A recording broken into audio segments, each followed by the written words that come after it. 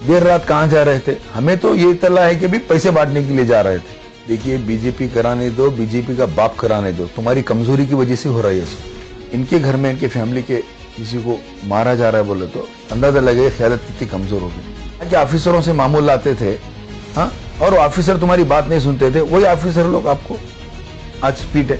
वो लोग एंजॉय करते पावर में आके, हम पावर में आके खिदमत करते, हर ऑफिसर से मामूल लेते और आधा मामूल तो खुद जा ले लेते, आधा मामूल मैडम के पास पहुंचाते। बाबा का रॉन्ग डिसीजन है।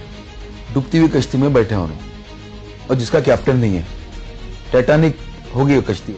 मैडम का घर तो पूरा रिश्वत से भर गया पूरा। खाली बात करेगी 10%, 15%, 20% पैसा जब तुम लेते ऑफिसरों से, तो ऑफिसर क्यों डरेगा आपसे? देखिए, शहर में एमआईएम का माहौल है और ये लोग जो है कांग्रेस के लोग पैसे से खरीदना चाहते हैं, क्योंकि पैसे से खरीदने का माहौल कांग्रेस वालों ने ही लाया है गुलबर्गा में। कांग्रेस वालों ने शुरू किया पैसे तकसीम करना। हमारे खास तौर पे जो कांग्रेस के, जो तीतर बोलता हूं मैं इनको, जो दलाल हैं कांग्रेस के, जो ब्रोकर हैं कांग्रेस के अंदर, मुसलमान लोग हैं, उनको पैसे दिया जाता है कि भाई ये पैसे लो, तुम्हारे कौम में बांटो और हमको वोट दिला दो। तो हमारी कौम को जो है ये लोग खराब किए हैं। नहीं तो मेरी हमारी कौम ऐसी नहीं थी। हमारी कौम तो ऐसी थी, कमरुल इस्लाम को अपना पैसा देकर उनको एमएलए बनाए थे। आज जिस तरह से कल रात में एक इंसिडेंट यहाँ पर पेश आया है कि कनीज फातिमा के जो भांजे को पुलिस की तरफ से जो है ना पीटा गया है, इसके ऊपर कई व्हाट्सएप पे, फेसबुक पे कमेंट्स चल रहे हैं कि इसमें वजह क्या होगी उनको पीटने की। आप किस नज़र से देखते हैं सर इसको? देखिए, एग्जैक्ट तो सही मुझे मालूम नहीं है, लेकिन लोगों से ऐसी बातें आ रही कि भाई रात में जाके जो है वही कांग्रेस वालों का पैसे तकसीम करना, लोगों को पैसे देना कि कांग्रेस को वोट दो, लोगों को वोट खरीदना, लोगों को ईमान, मतलब क्या कहना चाहिए, बहुत अल्फाज नहीं है मेरे पास बोलने के लिए। ये लोग पैसा देके माहौल खराब कर रहे हैं। हम लोगों को, खास तौर पे हमारे मुसलमानों के लोगों को जो है ये लोग पैसे से खरीदने की कोशिश कर रहे हैं, पैसे से खरीदने की कोशिश कर। इंशाल्लाह मुझे उम्मीद है, अगर आपके पास पैसा है, पैसा दे रहे, मेरी अवाम से अपील है, पैसा भी लो, हमारा ही पैसा है उनके पास, लेकिन वोट एमआईएम को दो। स्ट्रॉन्ग क़यादत की पर व्हाट्सएप पे मैसेजेस चल रहे हैं कि भाई कांग्रेस क्या कमजोर हो चुकी है कि इस तरह के एक्शन और आम जनता को प्रोटेक्ट नहीं कर पा रहे हैं, तो ऐसा क्या चल रहा है? क़यादत के बारे में क्या कहेंगे? देखिए, क़यादत तो बहुत कमजोर हो गई। अब अंदाजा लगाइए, इनके घर में, इनके फैमिली के किसी को मारा जा रहा है बोले तो अंदाजा लगे क़यादत कितनी कमजोर हो गई।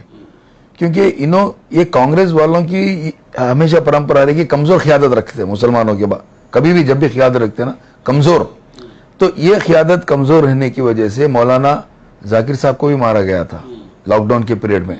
से कई लोगों को मारा गया, पीटा गया, लेकिन कोई बचा नहीं सके। हमारे मैडम बेचारे कनीज फातिमा एमएलए जो है, उनका फोन तक भी कोई नहीं उठाता।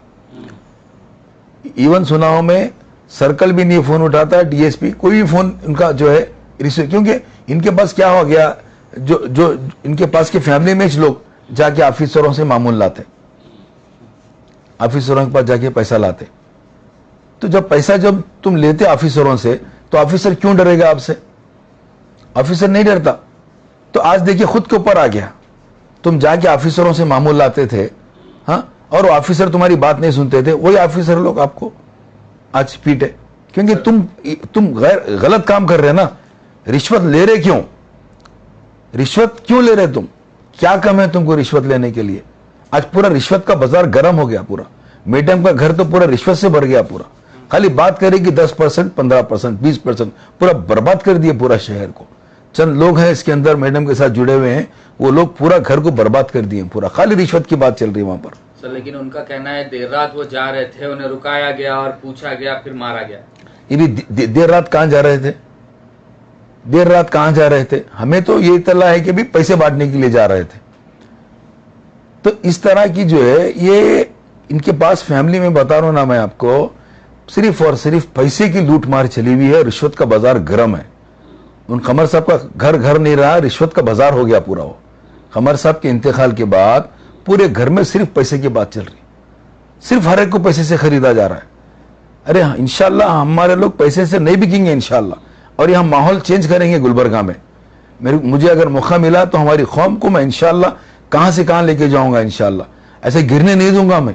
कांग्रेस वाले हमारी कौम को जलील कर रहे हैं, पैसे देकर हमारी कौम को खरीदना चाहते, उनको ऐसी खराब आदत डाल रहे कांग्रेस के लोग। मैं चाहता हूं कि ये आदत खत्म हो जाए, हमारी कौम ना बिके, हमारी कौम को कोई खरीदने वाला पैदा ना हो।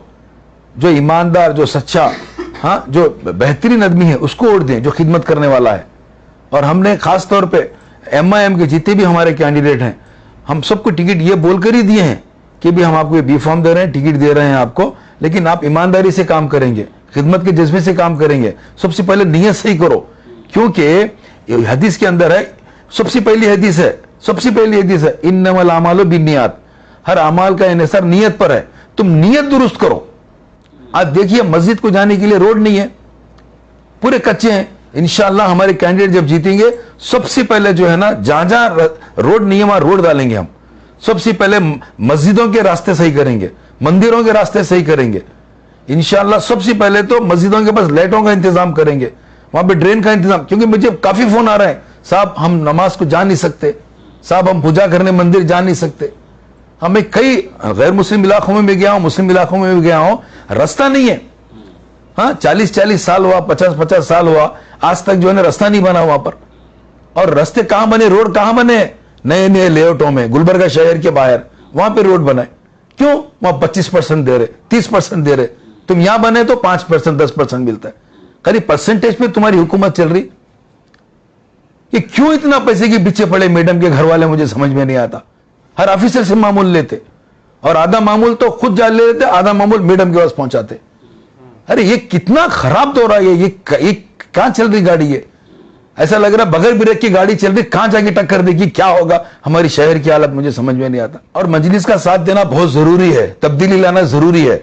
अगर रिश्वत खत्म करना है तो आपको MIM को लाना पड़ेगा। इंशाल्लाह मैं लीड लूंगा, मैं काम करूंगा इंशाल्लाह। आने वाले 2023 के इलेक्शन में मैं MLA को ठहराऊंगा इंशाल्लाह। मुझे उम्मीद है कौम से, इंशाल्लाह इस बार मेरे को जरूर जिता के लाएगी। और मैं जब जीत के आऊंगा इंशाल्लाह करप्शन खत्म कर दूंगा, डेवलपमेंट की तरफ मेरा पूरा इंटरेस्ट रहेगा। मैं भी, मेरे जितने कारपोरेटर है वो भी, और इंशाल्लाह मेरे पूरे कारपोरेटर जीतने के बाद में मैं एक ऑफिस बनाऊंगा। इनके वार्ड में भी ऑफिस रहेगी, मेरे पास भी ऑफिस रहेगी। और इंशाल्लाह वार्ड में डेली वो लोग ऑफिस में जैसा ऑफिसर जैसा अटेंड करता है ना, ऐसे इस तरह से अटेंड करेंगे वो लोग ऑफिस में। जिस तरह अवैसी साहब आए थे वो भी बता रहे थे कि छोटे दारुसलाम जैसा ऑफिस बनाया जाएगा, तो उस पर आपको जिम्मेदारी दी जा रही है। हाँ, मैं काम शुरू भी किया हूं इंशाल्लाह। 2 महीने के अंदर मिनी दारुसलाम भी यहाँ पे बनेगा इंशाल्लाह। मेरे जितने भी कारपोरेटर जीत के आएंगे, डेली हमारी विजिट रहेगी और वो खुद अपने वार्ड में भी ऑफिस डालेंगे, यहाँ पे भी बैठेंगे।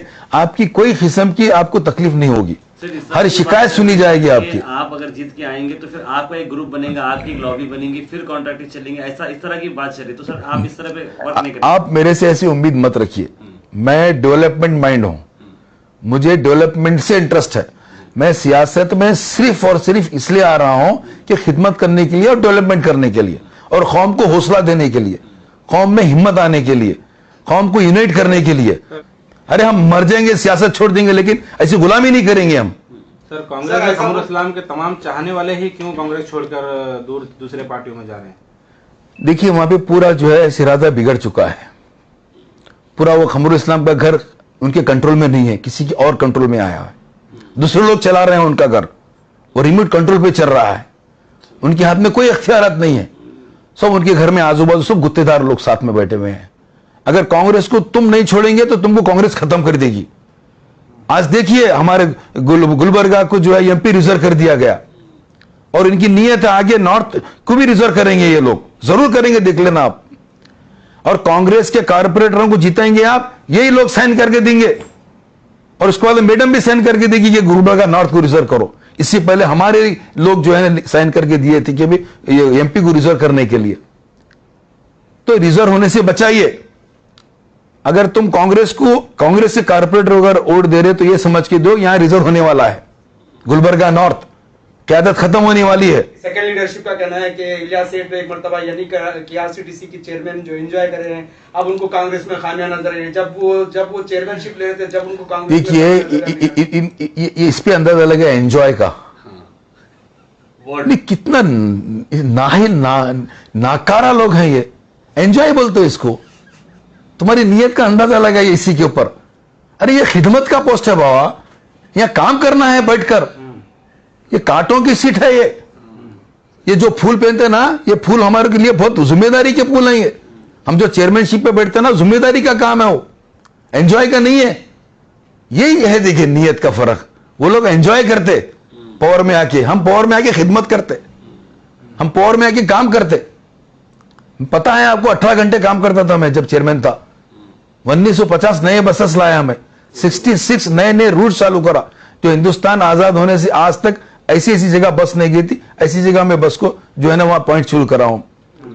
उर्दू बोर्ड का किया हूं मैं, ऐसे कितने काम किया हूं। 18 घंटे काम करता था मैं, एंजॉय करा। अरे वो वहाज बाबा बोल रहे हैं कि चोर दरवाजे से जो है एक पार्टी को लाकर बीजेपी जो है एक चोर दरवाजे से एक रास्ता बनाकर इख्तियार में आने की कोशिश कर रही है। अब देखिए बाबा के बारे में क्या बोलूं, हमारे अच्छे दोस्त हैं वो। अभी उनका कहना था जब एमआईएम का मेयर बन रहा था तो कोई वजूद नहीं है पार्टी का। अब देखिए ऑपोजिशन वाले बोलते हैं, पहले तो बाबा तो मेरे हिसाब से रॉन्ग डिसीजन है उनका। बाबा का रॉन्ग डिसीजन है। डूबती हुई कश्ती में बैठे उन्होंने, और जिसका कैप्टन नहीं है। टाइटैनिक होगी कश्ती, वो कब डूबती पता नहीं। तो लिहाजा बाबा को भी डिसीजन सोच के लेना चाहिए था, लेकिन जल्दबाजी में डिसीजन तो उन्होंने ले लिया। लेने के बाद जब कांग्रेस में चले गए, वो कांग्रेस में जाने के बाद ये कह रहे हैं कि एमआईएम का कोई वजूद नहीं है, वो कहां से मेयर बनाया। उतना तो बोलना पड़ेगा ना, नहीं तो फिर कांग्रेस वाले कैसा रिस्पॉन्स देंगे उनको। 55 सीट कांग्रेस वाले कैसा खुश होंगे बताइए। इतना तो बोलना पड़ेगा। हालांकि एमआईएम को लाने वाले वही हैं। एमआईएम को कौन ले बताइए, वहाज बाबा लेना।